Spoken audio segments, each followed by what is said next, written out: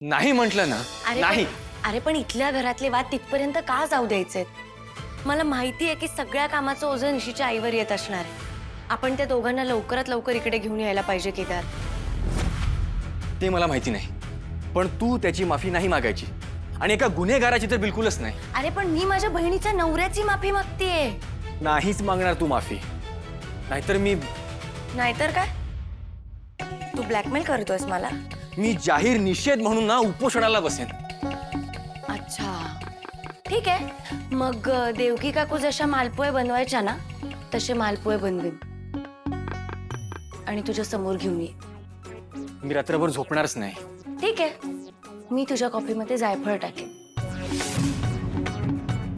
मी बोल बोल, अजून काही धमकी आहे?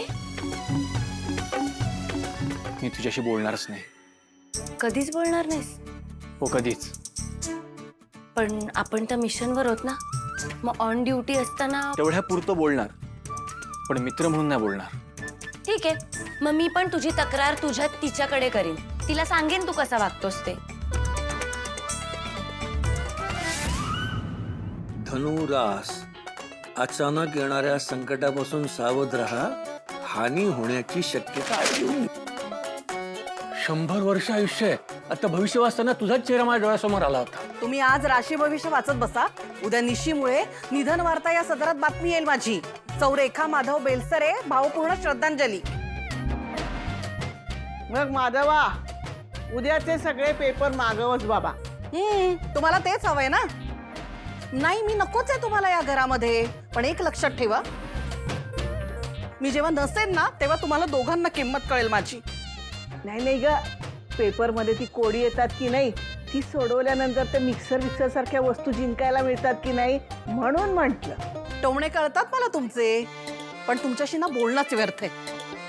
हो, तुम्ही त्या तारिणीला फोन लावलात का? नाही, आणि करणारही नाही. का? अगं रेखा, तो खांडेकरांच्या घरातला प्रश्न आहे. आता त्यामध्ये पडायचा मला काय अधिकार आहे? अहो, पण त्याच खांडेकरांची दुसरी सून हे तुमची लेक आहे, हे विसरलात का सवयीने? काही विसरलो नाहीये, पण मी माझ्या लेकीच्या संसारात अजिबात तुडबुड करणार नाहीये आणि कोणाच्या सांगण्यावरून अजिबात नाही करणार. मग काय, लेक आणि जावयाला याच घरात नांदवायचं ठरवलंय? हे बघ रेखा, मी काही त्यांना आमंत्रण दिलं नाहीये. ते स्वेच्छेनं इकडे आलेत आणि बाप म्हणून त्यांना इकडे राहून देणं हे माझं कर्तव्य आहे आणि ते मी पार पाडतोय. याच्या पलीकडे जाऊन माझ्याकडनं कसलीही अपेक्षा करू नकोस.